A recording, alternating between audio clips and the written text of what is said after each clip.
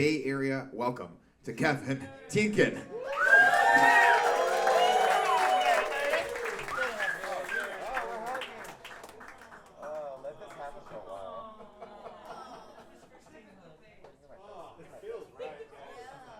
If you're close to a man, give him a hug. There needs to be more man-on-man heterosexual interaction. Can I get an amen? Amen. Let me tell you what. Look at the thick cock on this guy over here. Holy smokes. Jeez Louise, they give you a cane and everything, huh? Having trouble walking around with that thing. You get a little handicap placard for that hog.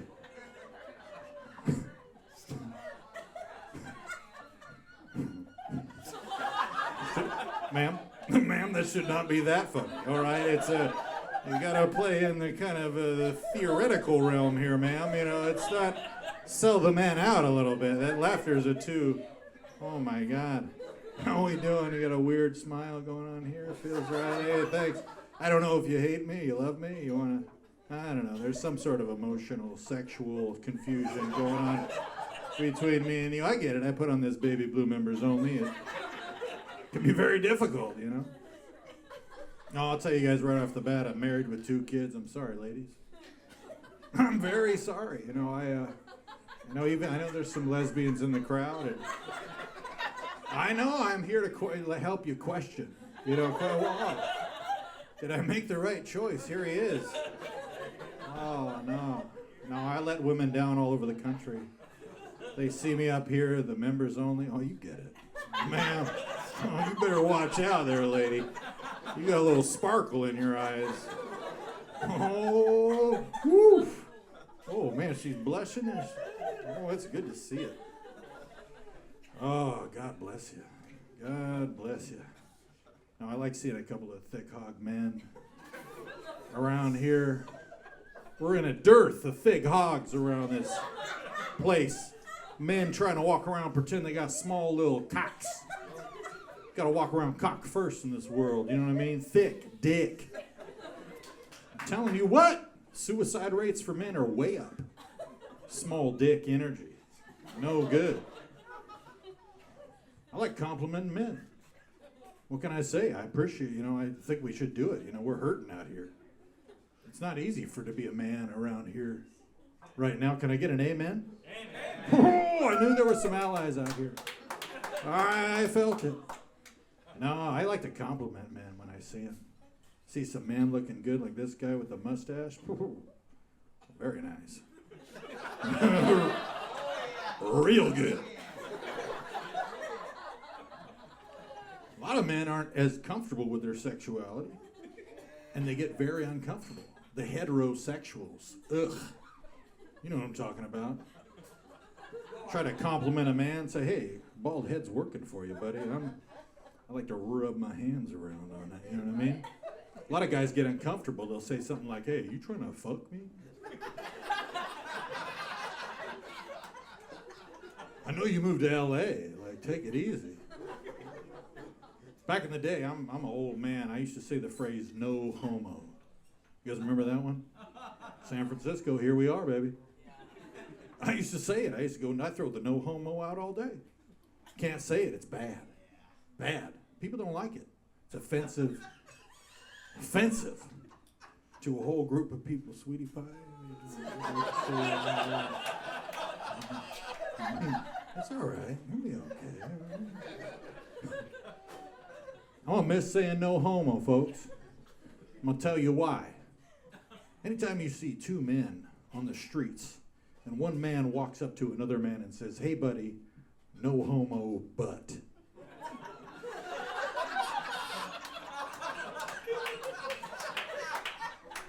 Think about the information that's coming after that but. It ain't negative. It ain't trying to hurt. Why is it offensive?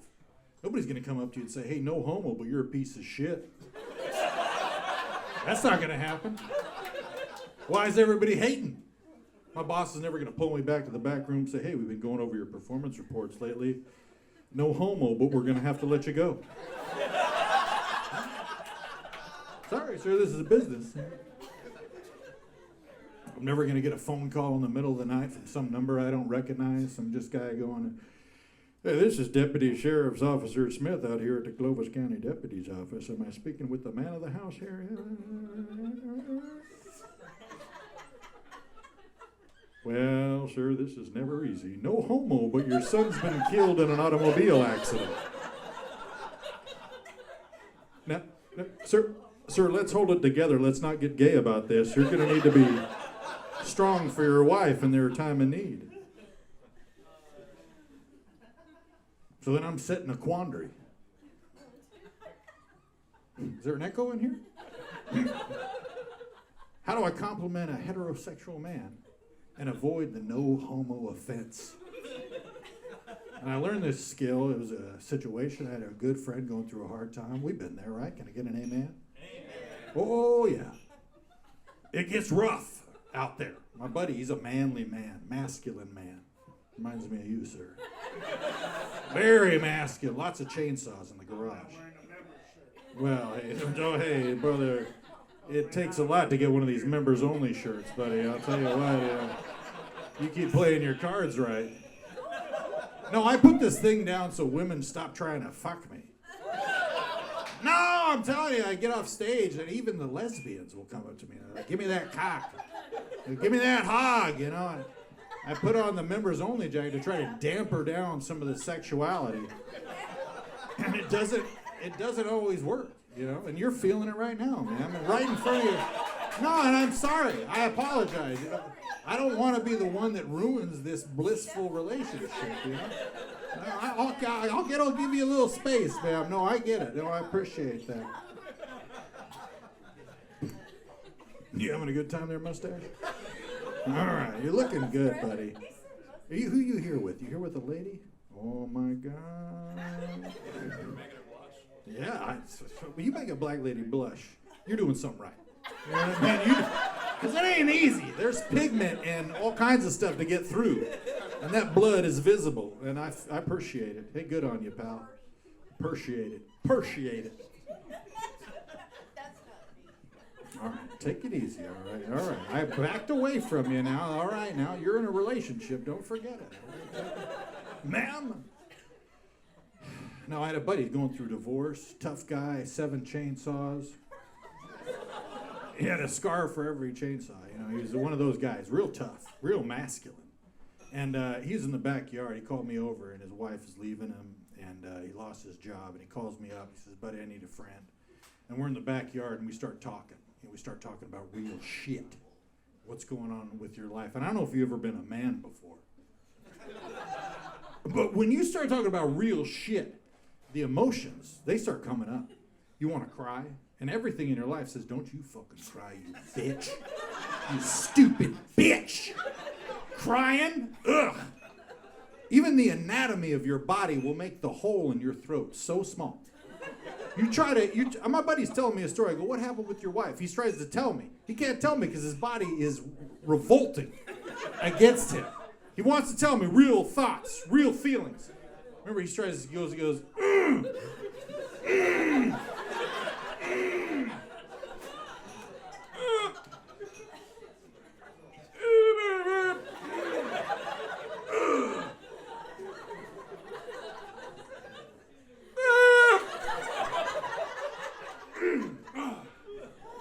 There comes a point when you're in that situation, too, where you just go, "Fuck it, I'm getting the information out."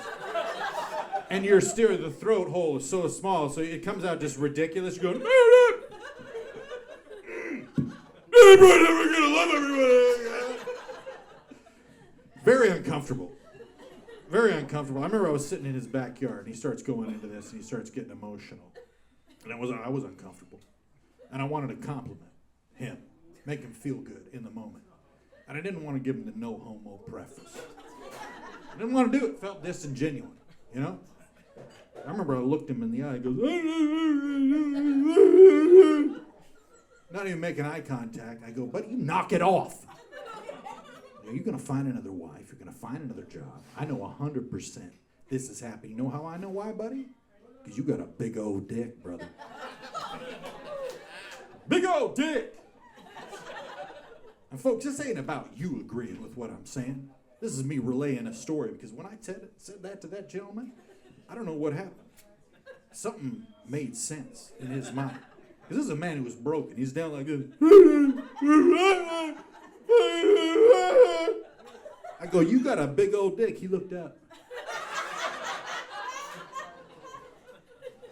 I remember snot and tears were coming down.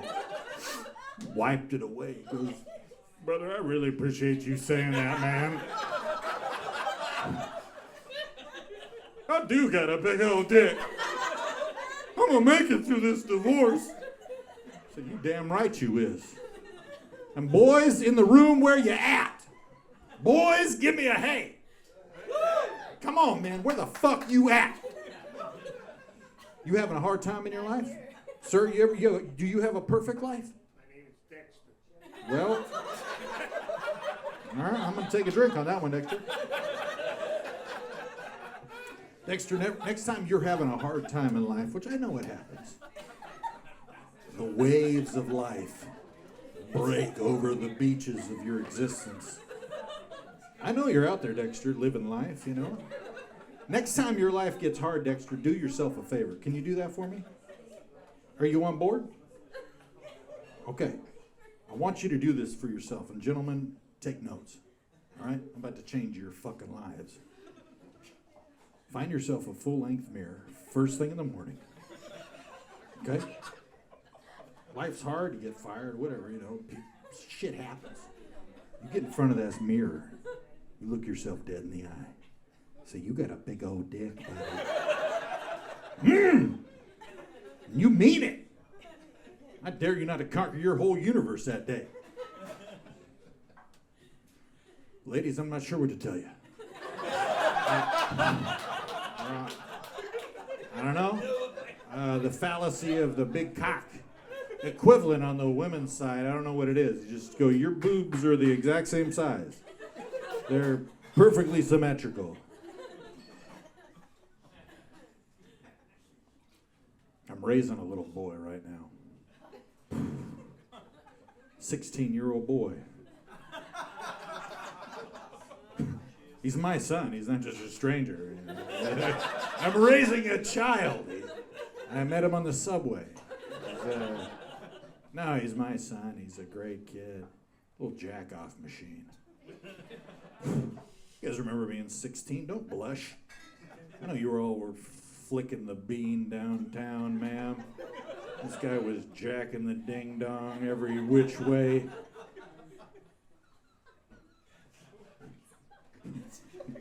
We have a doctor in the house.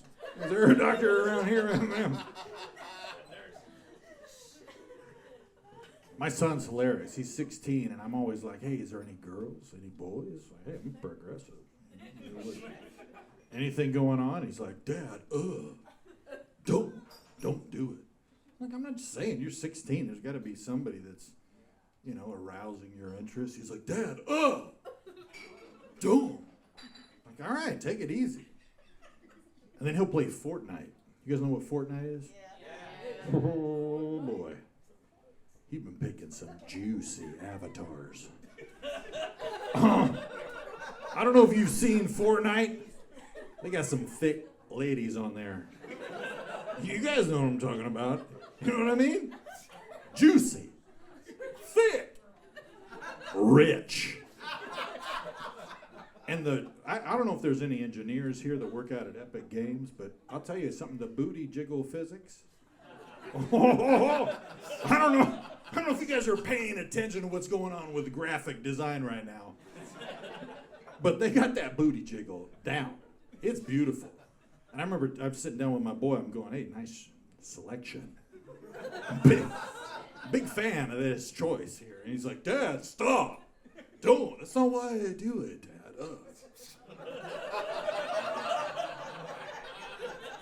I'm like, buddy, I see you're jumping up and down in the corner for no apparent reason.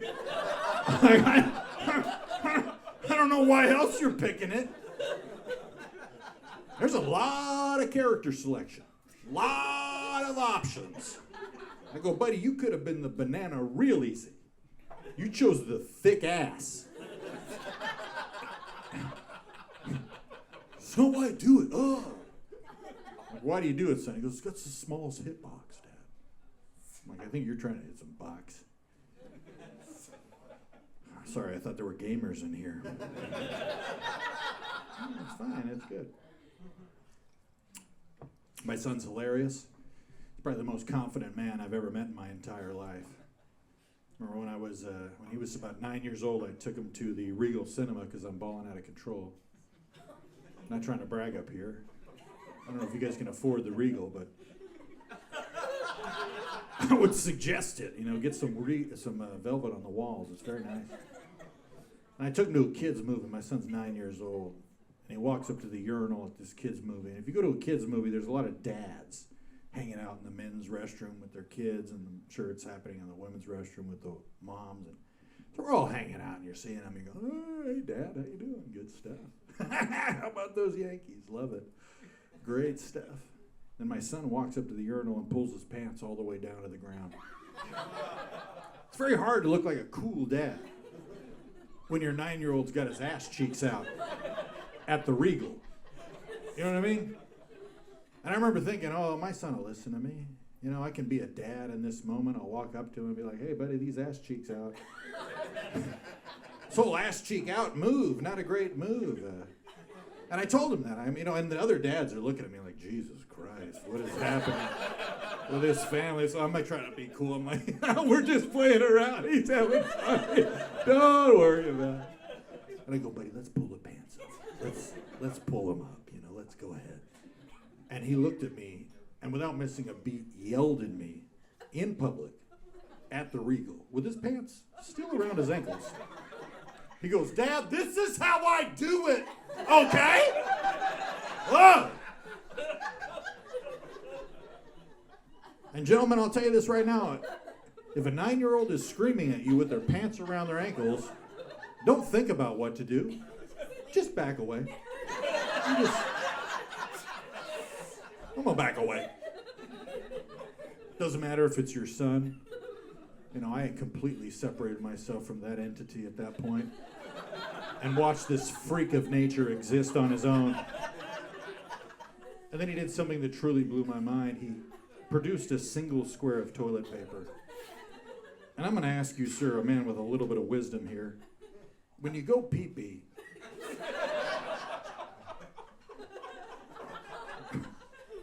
there's usually a little bit of pee-pee on the end of your pee-pee. Can I get it? Right? Can I get an amen? That's a yes, if I've heard one. Now, typically, when you got a little bit of pee-pee on the end of your pee-pee, what do, sir? Could you repeat that, sir? Call me Dexter, man. I don't know what that means, but I like you. I like you. Well, the gentleman with the experience said, shake it off. Taylor Swift wrote a whole song about it. You gotta shake it off, folks. Now, not only is my son not a fan of Taylor Swift, he's got his own ideas about the whole situation. And I remember seeing him at the Regal grab a single square of toilet paper with his ass cheeks out in public. He just starts dabbing up the tip of his penis. He's dabbing it up like he just finished a big meal or something. He's just...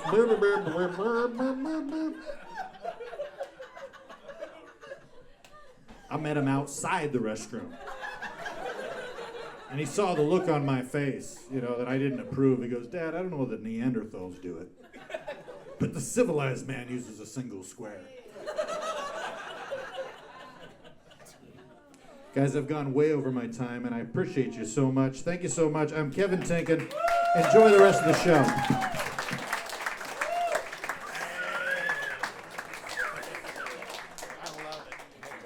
Give it up for my best friend, Kevin. He's my new best friend. That's how it happened, Mom. Okay.